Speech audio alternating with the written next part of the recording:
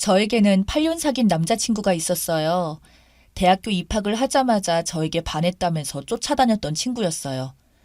나이는 동갑입니다. 사실 대학교도 공개를 하고 싶지만 그렇게 되면 현실의 학교에 누가 될 것 같아서 공개할 수는 없는데요. 다들 부러워하고 꽤 괜찮다고 여기고 선망하는 그런 학교입니다. 사실 처음에는 대학에 들어가자마자 이렇게 제가 좋다며 쫓아다니는 남자가 있다는 것이 신기해서 호기심으로 사귀었어요. 얘가 키가 크지도 않고 약간 외동아들 같은 그런 스타일의 귀염상이었죠. 지금 생각해보면 제가 눈이 삐어도 한참이나 삐었지 않았나 싶기도 합니다. 그런 애기 같은 페이스인 남자애가 뭐가 좋다고. 사귄 게 후회 막심이에요. 앞서도 말했듯이 말짱하게 곱상한 남자가 저한테 반했다고 하니까 좋았던 것 같아요. 그냥 그 말에 홀리지 않았나 싶네요. 아무튼 고등학교 다닐 때만 해도 모범생이었던 저는 한 번도 남자친구가 없었던지라 대학 입학과 동시에 남자친구가 생겨서 그저 신기했던 기분이랄까요? 그랬던 것 같아요. 그때는 잘 몰랐었지만 지금 생각해보니 그렇게 철이 없어서 이런 남자친구를 만난 것 같아요. 제 남자친구는 전라도 사투리로 약간 졸갑스럽다? 라는 표현이 딱 맞을 정도로 주변머리가 없긴 했어요. 이랬다 저랬다 하면서 줏대가 없어도 너무 없고 말도 많고 또 가벼워서 사람이 가벼워 보이기까지 하곤 했었죠. 하지만 그놈의 정이 뭔지 참 해맑더라고요.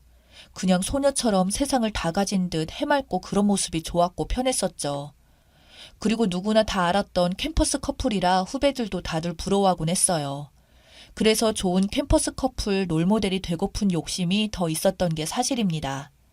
남자친구 덕분에 다른 사람과는 일체 교제도 한번 못 해봤네요. 지금 생각해보면 얼마나 바보 같은 짓이었는지 뒤늦게 후회를 해봅니다. 하지만 그때 남자친구와는 모든 사람들이 다 결혼에 꼴이 날 것으로서 생각할 만큼 항상 붙어 다녔어요. 저에게도 다정했고 사랑한다는 표현도 자주 했었거든요. 그러다가 졸업을 하면서 서로 다른 지역으로 발령을 받게 되었습니다. 그때부터였던 것 같아요. 서로 만나는 횟수가 줄어들었거든요. 그래도 저는 의심하진 않았어요. 만남 횟수만 줄어들었을 뿐이지 톡으로 수시로 연락을 하고 지냈으니까요. 결혼 말도 구체적으로 오갔고 이미 양가 부모님께서도 다 알고 계셨고 전 조금씩 결혼 준비를 하고 있었던 참이었죠. 그러던 어느 날 뜬금없이 고등학교 동창인 친구가 저에게 다급하게 연락을 해왔습니다. 아주 숨 넘어가는 목소리로 그러더라고요. 야, 놀라지 마라. 세상에 내가 있잖아. 하객 알바를 하러 여기 왔는데 학생 때 네 남친이 신랑이었어. 분명히 네 남친이 맞아. 얼굴도 이름도 똑같더라고. 너 헤어졌어? 그러면서 제가 웃으면서 그랬어요. 너 나 웃기려고 전화한 거지? 장난도 그럴싸하게 쳐. 그런 걸로 내가 놀라 자빠질 줄 아니? 어쩌냐기도 통화하고 톡도 날리고 했는데 무슨 소리를 하니? 했더니 자기도 분명히 저에게 남친이랑 헤어졌다는 말은 못 들어서 자기 눈을 의심했는데 분명하다고 했어요. 그리고 실시간으로 하객 알바하고 있는 중에 신랑의 모습을 찍어서 보내왔고 신부도 찍어서 보내줬어요. 믿기지가 않았습니다. 몰래카메라인가? 남친이 할 짓이 없어서 심심하니까 나를 놀리려고 친구들 모아놓고 저러나 싶기도 하고 믿기지가 않았어요. 친구가 말한 예식장은 제가 있는 곳에서 멀지도 않은 곳이었고 제보를 한 친구는 신부 측 하객 알바를 섰다고 하더라고요. 만약에 남자친구가 결혼한다고 했으면 분명 같이 알던 친구들에게도 청첩장을 보내줄 테니까 모를 리가 없었는데 말이죠. 그래서 친하게 지내던 남자친구의 친구들 중 한 명에게 전화를 했더니 받지 않았어요. 그래서 톡으로 땡땡이 결혼한다며 라고 보냈더니 응 이라고 하길래 통화를 하자고 했더니 근데 너네들 일은 끼고 싶지 않아 라고 하면서 통화를 거부했습니다. 이것들이 장난하나 싶어서 또 다른 남친의 다른 친구에게 전화했더니 맞더라고요. 남친이 당분간 저에게 연락이 와도 받지 말라고 신신당부했고 결혼 말은 일절 꺼내지도 말라고 했더라고요. 당연히 저와 남친이 헤어진 줄 알고 있었어요. 제가 헤어진 적이 없다면서 화를 내니까 엄청 불편해하면서 끊었습니다. 이 정도 됐으면 2판 4판이었어요.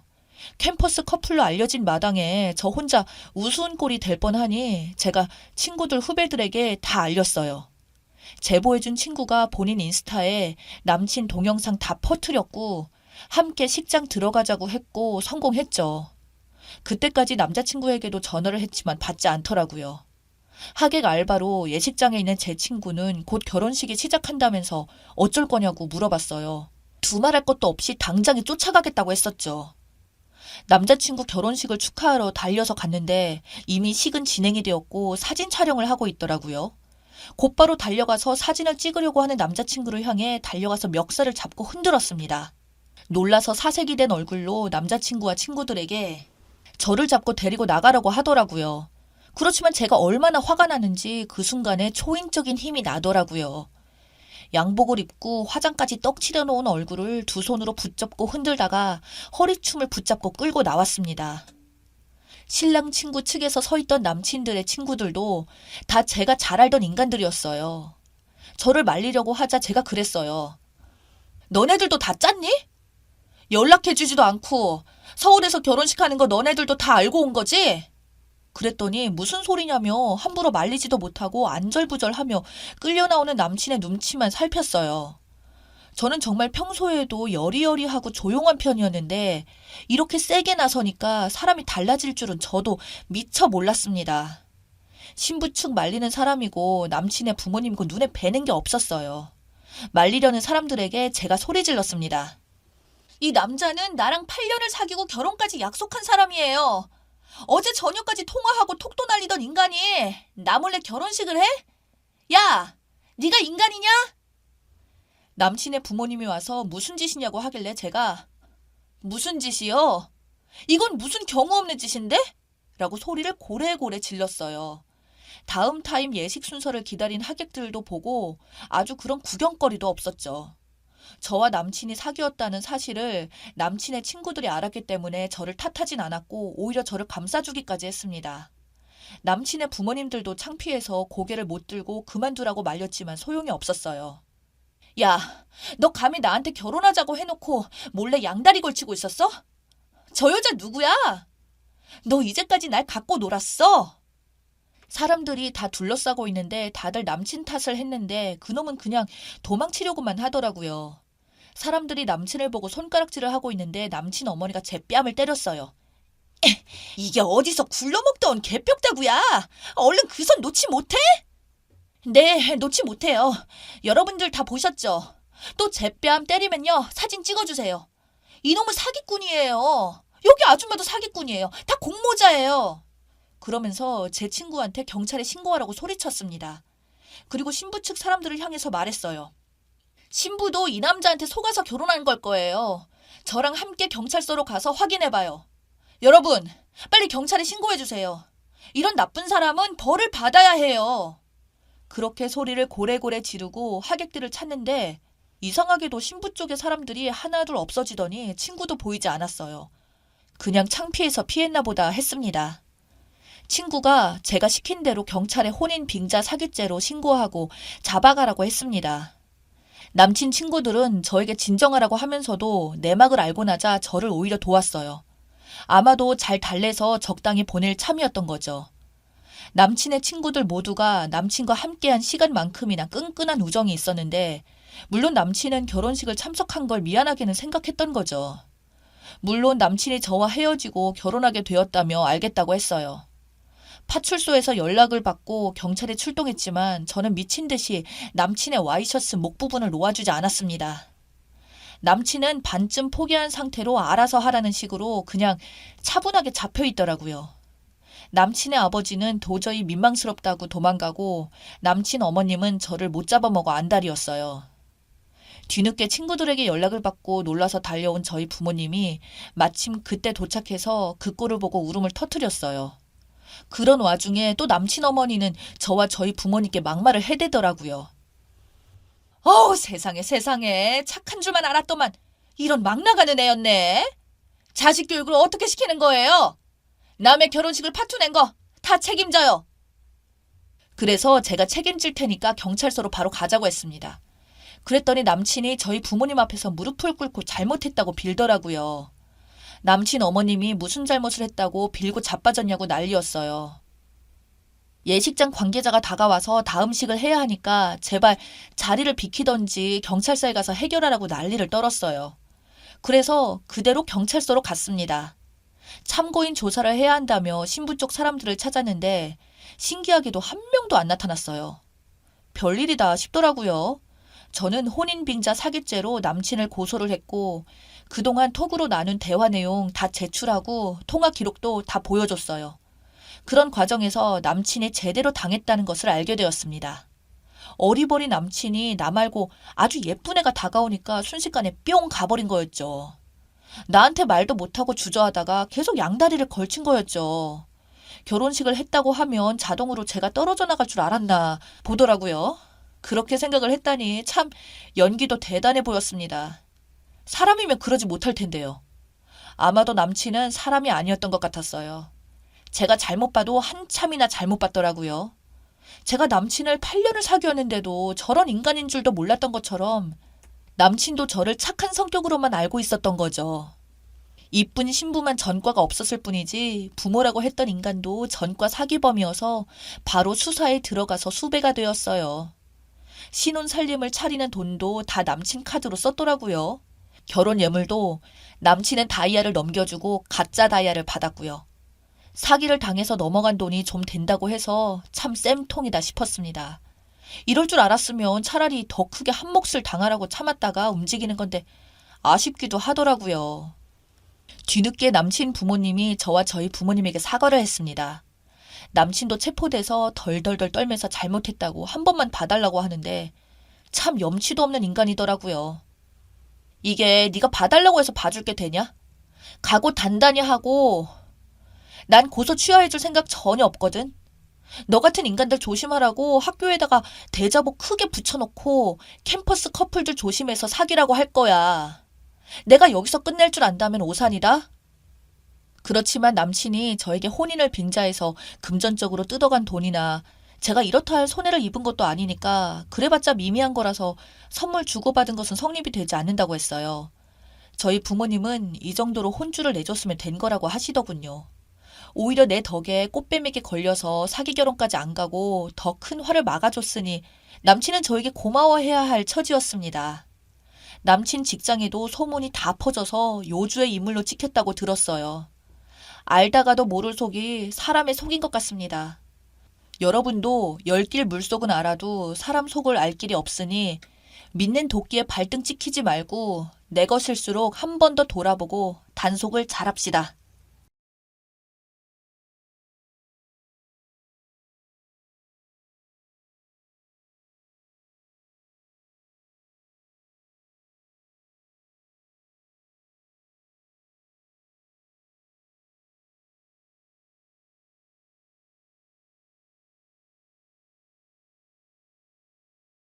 안녕하세요. 저는 50대 중반의 여성입니다. 지금 생각해보면 이혼 그게 뭐라고 여태 그 모진 세월들을 견디고 또 견뎌냈나 싶네요.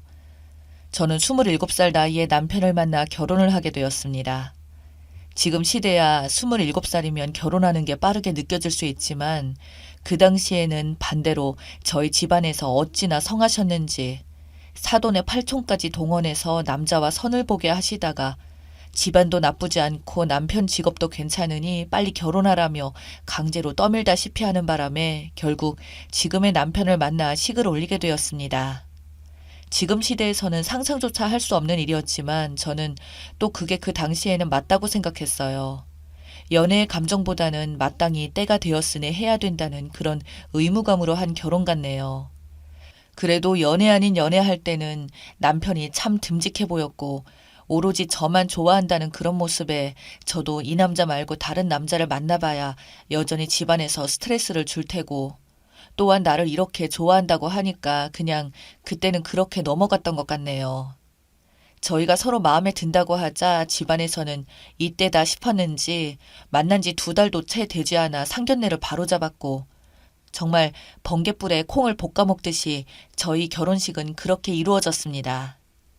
즉 집안의 압박 덕분에 남편이 정확히 어떤 사람인지 제대로 알아보지도 못하고 결혼하게 되었었죠. 그 뒤로 결혼한 지 얼마 되지 않아 저는 임신이 됐고 그때부터 제가 몰랐던 남편의 본 모습이 드러나기 시작했습니다.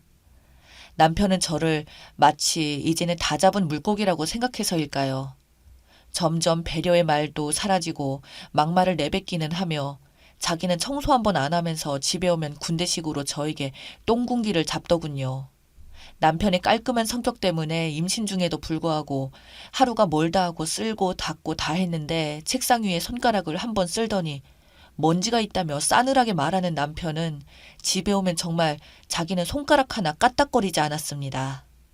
신혼 때는 그래도 그런 모습 한 번 보이지 않았고 반찬 투정 한 번 없었던 사람이 이제는 저녁쯤 되면 연락이 와서는 오늘 뭐가 먹고 싶다 말 한마디 하면 저는 부랴부랴 시장으로 뛰어가서 남편이 먹고 싶다는 반찬들을 사오거나 어떻게든 만들어서 남편이 오기 전까지 요리를 해야 되었었죠.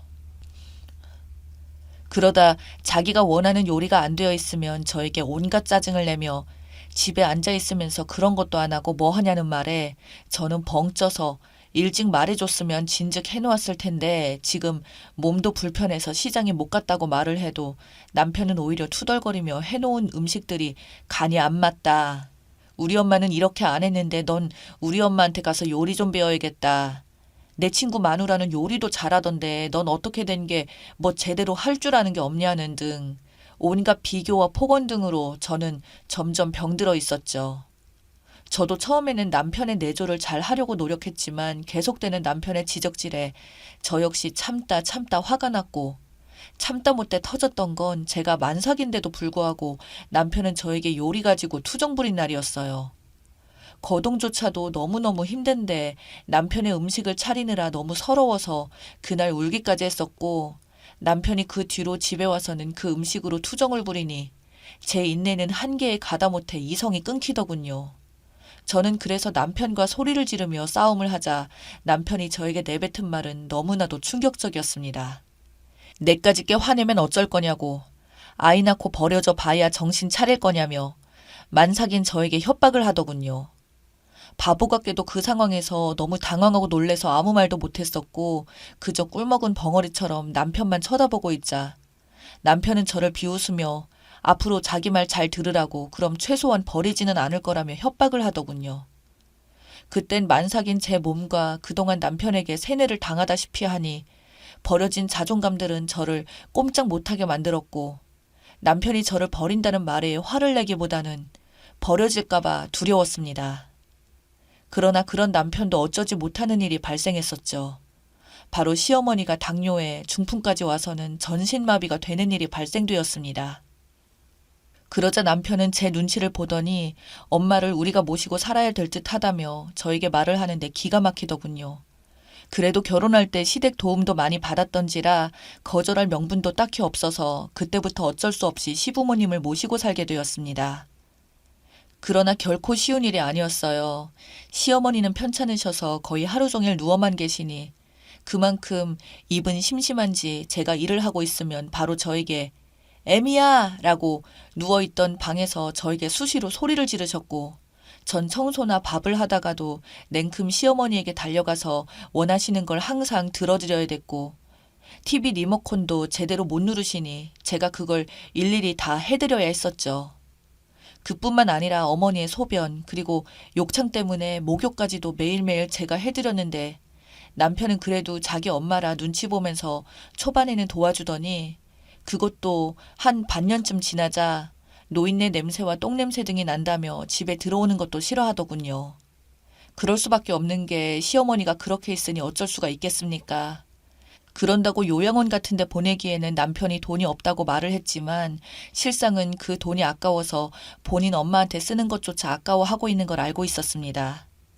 게다가 시어머니께서는 재산이 좀 있으셨어요. 자기 죽으면 상속하라며 절대 먼저 돈을 주시지 않더라고요. 그리고 무엇보다 어머니가 요양원 가는 걸 싫어했거든요. 대신 자신이 죽을 때까지 쓰라며 저희 집에 들어오면서 주신 큰 돈들이 있었기에 그 돈으로 치료비나 돈 들어가는 건 문제가 없었습니다. 정말 3년 병에 효자 없다는 말 들어보셨나요? 모르겠지만 저는 그 생활을 3년도 아니고 5년도 아니고 무려 10년가량 했습니다. 그렇다 보니 제 몸 역시 골병 들기 시작했고 시어머니도 계속 누워만 있고 몸이 불편하니 점점 많이 날카로워지시더군요. 급기야 나중에는 저에게 욕설까지 하며 저희 아이들과 저를 너무나도 고통스럽게 했습니다. 시모는 저에게 내가 너 때문에 이렇게 되었다는 둥 조금이라도 늦게 오면 내가 죽었으면 좋겠지 나쁜 거사라며 온갖 입에 담을 수 없는 욕설을 하는 시어머니. 남편도 그게 너무 고통스러운지 결국은 시어머니와 상의 끝에 요양원에 보냈지만 시어머님은 다시 요양원에 있기 싫다며 온갖 난동을 다 부려서 반년도 못 되어서 저희가 다시 저희 집으로 모실 수밖에 없었네요. 그 뒤에도 온갖 고생을 하다가 어머니 중풍이 너무 심해져서 끝내는 말까지 못하게 되었을 때 정말 그러면 안 되지만 마음이 오히려 나아졌습니다. 적어도 이유 없이 욕먹는 일들은 없어졌으니까요. 본인도 말을 못하자 처음에는 답답했는지 눈을 엄청 부라리며 난리를 쳤지만 그것도 한두 번이지 결국 아무것도 못하고 계시더니 끝내 그렇게 눈에 초점도 풀려가시고 저희 첫째 아들이 군대 가기 직전에 돌아가시게 되었습니다. 그렇게 시어머니가 돌아가시게 되자 저희 집안은 더 이상 집에서 나던 그 끔찍한 냄새들도 안 나게 되었고 집에서 돈이 빠져나가는 것도 없어지게 되고 남편은 그래서 기분이 좋았는지 장례식이 끝나고는 그동안 수고 많았다며 저희 가족끼리 외식도 하고 주말 여행도 가고 그랬었죠. 사실 시어머니 살아계시는 동안에는 진짜 여행이라는 거 단 한 번도 못 가는 수준이었죠. 그 상황에 어떻게 가겠습니까? 몸도 불편하시지 시어머니 거동도 못하시지 그렇다고 시어머니 혼자 놔두고 저희끼리만 갈 수는 없었으니 그렇게 몇 년간 창살 없는 감옥처럼 답답하게 지내게 되었다가 드디어 해방감을 느꼈었죠. 저도 이제 밖에 나가서 식당에서 일도 시작했습니다. 저희 애들도 어느덧 성인이 되었거든요. 식당 일이 힘들다고 해봐야 진짜 시어머니 모시던 때하고는 비교도 안 되는 수준인지라 거기서도 일을 잘한다고 칭찬까지 들으면서 일을 했는데 어느 날 남편이 제가 일하는 식당에 찾아와서는 저에게 둘이서 할 말이 있다고 하더니 대뜸 저에게 이혼을 하자고 하는 겁니다. 저는 그래서 무슨 소리냐고 했더니 사실 나는 진작부터 이혼하고 싶었다고 근데 엄마 살아생전에 말하면 엄마 충격이 클까봐 차마 말을 못했었다며 이제 저도 인생 찾고 나도 내 인생 찾겠다고 하더군요. 저는 그게 말이나 되냐고 당신 시어머니 내가 그리 죽도록 뒤치다꺼리 할 때는 아무 말 없다가 이제 막상 당신 엄마 돌아가시니까 나를 내쫓아내려고 하냐고 하니까 남편은 저에게 좋을 대로 생각하라며 이 집에서 아무튼 당장 나가줬으면 좋겠다고 말하더군요.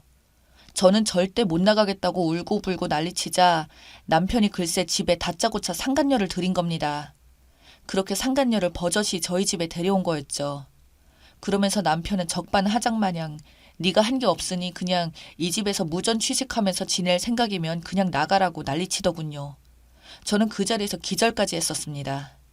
그때부터 저도 변호사를 선임해서 남편과 소송을 붙였는데 여기서 생각지도 못한 대반전이 일어났습니다. 바로 돌아가신 시어머니께서 유언장을 남겨놓으셨더군요.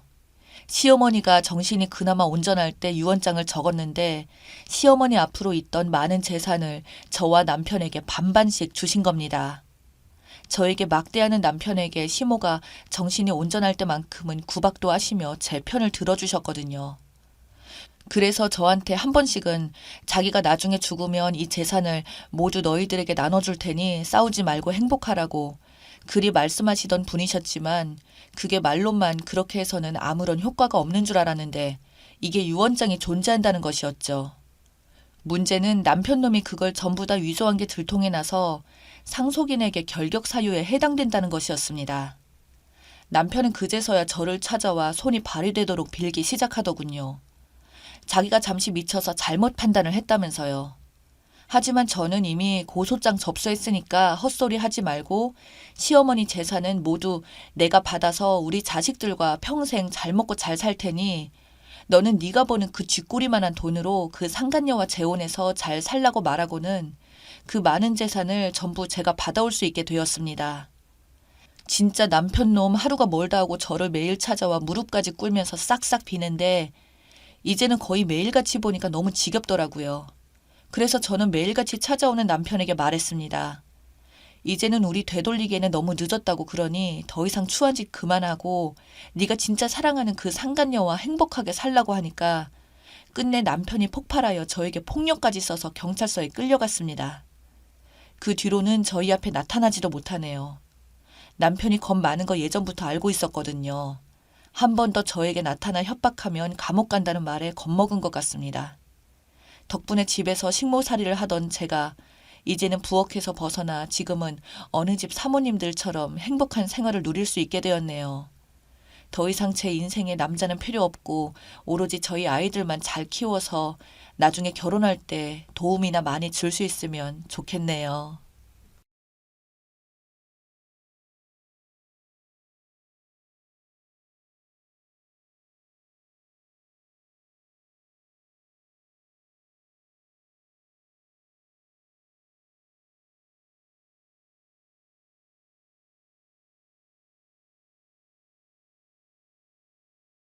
저는 누구나 다 아는 공기업에 근무하고 있습니다. 10년째 두 딸들을 혼자서 키우고 있어요. 남편은 없냐고요? 남편은 10년째 어디에 있는지 연락조차 없습니다. 죽었는지 살았는지 알 수가 없어요. 살기 바빠서 남편이 어디 있는지 수소문조차 못하고 있었습니다. 연로하신 시어머니도 함께 살고 있어요. 남편이 죽었다는 말이 없으니 어딘가에 살고 있겠거니 하고 생각하고 있었습니다. 큰딸이 10살 때, 그리고 작은딸이 8살 때였어요. 남편은 버려놓았던 사업들이 부도가 나고 빚이 감당하지 못할 만큼 돼버리자 위장 이혼을 하고서 혼자 해외로 도망쳤습니다. 아이들을 잘 부탁한다면서 꼭 다시 돌아오겠다고 한 남편이었어요. 그때 내 나이 38살이었고 남편 나이는 40대였네요. 남편은 결혼 전 누구나 다 아는 대기업에 근무하고 있었는데 꿈이 큰 사람이어서 늘 오너가 되기를 갈망했었죠. 남 밑에서 일하는 성격이 아니라서 학원 사업부터 해서 정수기 사업, 그리고 저도 알지 못하는 사업을 벌이기 시작했습니다. 남편이 워낙 똑똑하고 사교성이 좋아서 처음엔 순풍에 돛단 듯 순조롭게 사업이 잘 진행되었어요. 거기서 멈췄어야 했는데 처음 시작한 사업이 잘 되어가는데 고무가 되어서 사업을 확장하기 시작했습니다. 특별히 금전적으로 뒷배경이 없었던 남편은 기존 사업을 보증으로 새로운 사업에 투자 유치를 과감히 해내가면서 무리하게 사업을 확장시켰어요. 하지만 늘 변수가 생기는 법이죠. 아무도 예상치 못한 믿었던 동업자 형이란 변수가 커졌습니다. 사업을 확장하기에 바쁘다 보니 주변 관리에 소홀한 탓이었죠.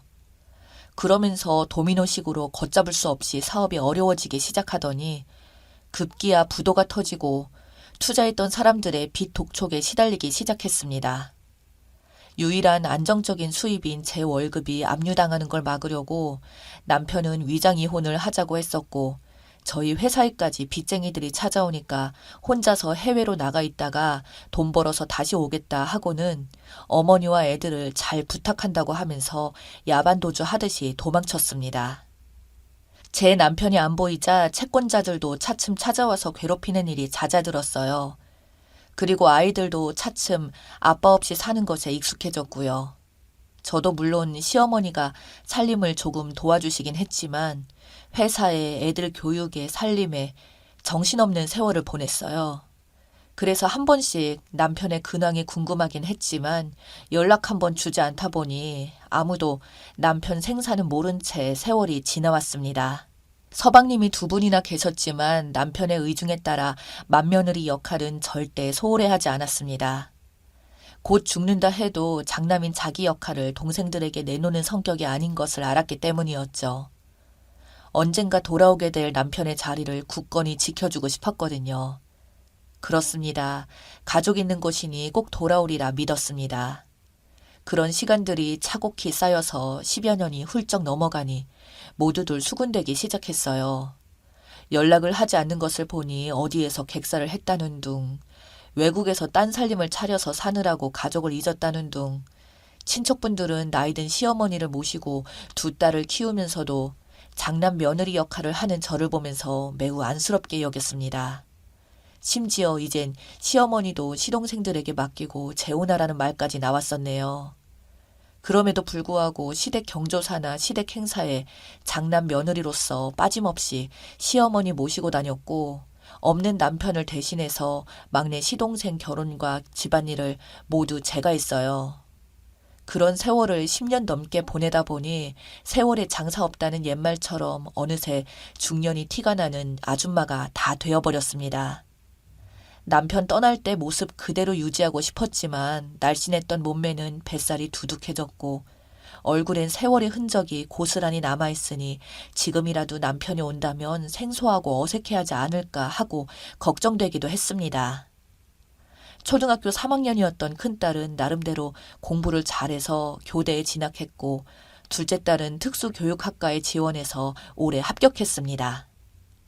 다행히도 엄마 속을 한 번도 썩히지 않고 잘 자라줘서 참 감사한 일이었죠. 그런데 갑자기 시어머님이 쓰러지셨습니다. 노환으로 몸이 많이 안 좋으셨는데 가벼운 감기 증상이 폐렴으로 발전하면서 돌아가시게 되었습니다. 마지막에 큰아들을 보고 싶다고 하시면서 이젠 안 오려나 보다고 하시면서 저보고 기다리지 말라고 하셨습니다. 그동안 티내지 않으셨을 뿐이지 큰아들을 무척이나 기다리셨던가 봅니다. 결국 아들 얼굴 보지 못하고 돌아가셨어요. 그때 남편이 보고 싶더군요. 어머니가 돌아가셨는데 어디서 죽었는지 살았는지 생사 확인이라도 했으면 좋으련만 아마도 모두 연락 못하는 중요한 이유라도 생긴 것이 아닌지 걱정이 되었습니다. 그렇게 시어머님은 마지막까지 큰아들을 그리워하다 하늘나라로 가셨어요. 코로나 때문에 장례식장에는 가까운 친척들과 시동생들, 가족들과 저희 두 딸이 지키고 있었고 절만 간단히 하고 대부분 식사하지 않으시고 가셔서 대체로 한산한 분위기였습니다. 그런데 눈에 띄게 하얀 백발 스포츠 머리에 마스크를 쓰고 온 남자 한 분이 시어머님 영정 앞에서 구슬피 울었습니다. 꼭 사연 있는 사람처럼 한참을 무릎을 꿇고 울길래 모두들 쳐다봤습니다. 시어머님과 어떤 관계일까 궁금했습니다. 그런데 마스크를 벗고 너희들이 고생이 많다고 하면서 상주로 서 있는 시동생들 등을 토닥토닥 두드리는 거였어요. 너무나 많이 달라진 모습이었지만 목소리하며 영락없는 딸들 아빠였습니다. 저도 모르게 다리 힘이 풀리면서 나자빠졌습니다. 그리고 소리 없이 울었습니다. 눈물이 샘솟듯이 마구마구 나오는데 주체가 되지 않더군요. 그래도 시어머님 가시는 길에 와줬다니 다행이란 생각을 했습니다. 거기 계신 친척분들한테 인사를 드리고 난 후에 그때서야 저를 찾더군요. 모두들 삼복더위에 마스크를 쓰고 있으니 못 알아볼 수밖에요. 눈물 한가득인 저를 토닥거리며 미안하다, 고생했다 그 말만을 했습니다. 다 커버린 딸들도 갑자기 나타난 아빠를 엄청 어색해했죠. 남편도 어색해했고 저도 막상 보니 딱히 무슨 말부터 해야 할지 모르겠더라고요. 친척 어른들이 대신 말씀해 주셨습니다. 그동안 제가 얼마나 고생했는지, 왜 그동안 이렇게 살아왔으면서 연락 한 번 안 했는지 시동생들도 폭풍 질문을 던졌습니다. 남편은 여기저기서 속사포처럼 쏟아지는 질문에도 아랑곳하지 않고 장례식 끝나고 나서 얘기하자고만 하고 묵묵무답으로 일관했습니다. 곧바로 상주석에서 빈소를 지켰고 예전의 장남으로 돌아왔습니다. 그렇지만 장례식 외에는 저와 한 번도 눈도 마주친 적도 없었고 왠지 모르게 거리감이 느껴져서 가까이 갈 수 없었습니다. 남편은 그동안 완전 다른 사람으로 변해 있었습니다. 미국에서 10년을 보냈다고 하고 최근에 입국했다고 했어요. 가족들의 소식은 후배를 통해서 간간히 듣고 있었고 어머니가 위독하다는 연락을 받고 만사 제껴두고 왔는데 한 발 늦어서 임종 못 지켰으니 불효했다며 자책을 했어요. 그동안 미국에서 부동산 중개업을 하고 자리를 완전히 잡을 때까지 고생이 이만저만이 아니었다고 했습니다. 그놈의 병 때문이었네요. 사업병 때문에 일에 집중하느라 그 세월을 다 보내버린 거였습니다. 틀림없이 어느 정도 사업을 일구어서 금이 환영하려는 욕심 때문에 처자식과 어머니와 동생들에게도 연락 한 번 안 한 거네요. 장례식이 끝난 후 식구들이 모두 집에 모였습니다. 시동생들이 형 왔으니 오래 머물러 가라고 했고 아니면 저를 데리고 가라고 했습니다. 이제 그만 떨어져 살라면서 형수도 이번 기회에 회사 퇴직하고 형 따라가라고 했습니다. 남편은 안 된다고 단호히 말하더군요. 미국에 당장 돌아갈 거고 정리가 잘 되면 돌아오겠다고 했는데 언제라고 기약할 수 없다고 했어요. 그리고 딸들 결혼식 때는 무슨 일이 있어도 온다고 다짐을 하는 걸 보니 영원히 이곳을 떠나려는 심산인 것 같았습니다. 그리고 딸들 결혼식 자금과 대학비를 보내주겠다고 하면서 저희는 위장 이혼이 아니라 진짜 이혼을 하자고 해서 깜짝 놀랐습니다. 그동안 시어머니 모시고 딸들 키워준 것 보상해주겠다고 했어요. 그리고 굳이 집을 놔두고 호텔에서 지내더라고요. 저한테 전혀 애정 없이 보였고 남남 같아졌더라고요. 혹시나 여자가 있지 않나 물어볼 필요도 없겠더라고요.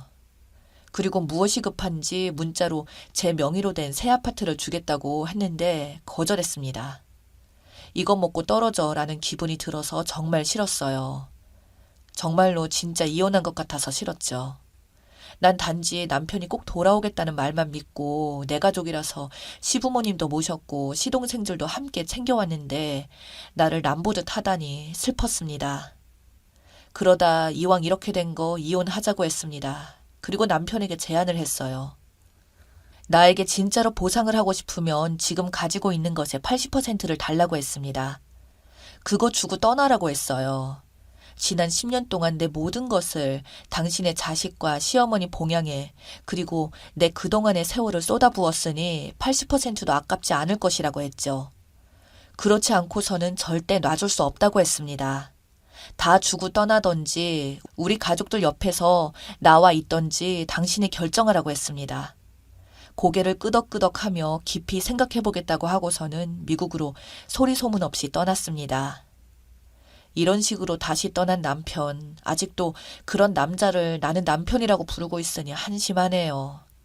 아무리 10년 동안 떨어져 있었다고 해도 그래도 저는 아직도 두 딸을 낳고 키워온 와이프인데 저한테 아무런 감정이 없는 걸까요? 저는 남편이 그동안 어찌 지내는지 아직 많은 것들이 궁금하기만 한데 마주 앉아 다행히도 얘기도 나눠보지 못하고 홀연히 떠나갔네요.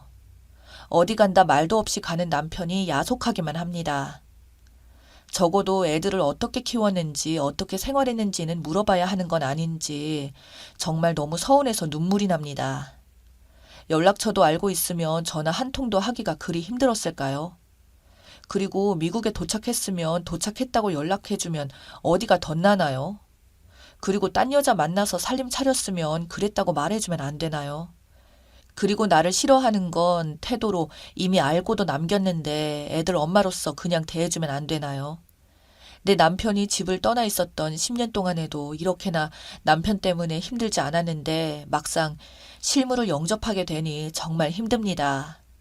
무표정한 얼굴과 지극히 냉정한 말투, 그리고 거리감 등이 저를 힘들게 했습니다. 처음부터 나타나지 않았다면 모를까 갑자기 뿅 나타났다가 10년 전에 야밤에 몰래 도망쳤던 것처럼 이번에도 도망치듯이 가버리니 지난 날이 후회가 되네요. 그러던 중 어느 날 미국에서 남편에게서 전화가 왔습니다. 저번에 결정을 하라는 저의 말을 깊이 새겨듣고 진지하게 생각을 많이 했노라며 미국에서의 삶을 정리하고 한국으로 돌아가겠노라고 했습니다. 바로 함께 살거나 하진 않겠지만 가족과 가까이서 지내고 싶다고 했어요. 가족은 함께 지내야 가족인데 가까이 살겠다니 괜히 어줍잖은 책임감을 안겨준 건가 싶어 그럴 필요 없다고 했습니다. 여태 하고 싶은 대로 하고 살았으니 이제 와서 처자식이 발목 잡고 싶지 않다고 했고 편한 대로 하고 살라고 했습니다. 아무튼 미국 생활을 차츰 정리해 갈 테니 조금만 기다려 달라고 하더군요. 언뜻 들으면 정말 반가운 소리 같지만 미국 생활 접는데 정리할 시간이 또 얼마나 걸릴지 알 수 없는 노릇입니다. 남편의 사업에 대한 영광과 욕심을 다 아는 처지라 쉽게 정리하기까지 엄청난 시간을 갖고 기다려야 할 것 같기에 저는 기다리지 않겠노라고 말했습니다. 남편은 또 언제 올지 기약이 없습니다. 이제 기다리지 않고 두 딸에게만 기대서 내 인생을 새로 다시 출발해야 할 것만 같습니다. 위장 이혼을 하고 처자식을 버리고 갔을 때 10년 전에 이미 남편은 우리 가족이 아니었음을 이제야 깨닫습니다. 여러분들, 저희 새로운 출발을 응원해 주세요. 읽어주셔서 감사합니다.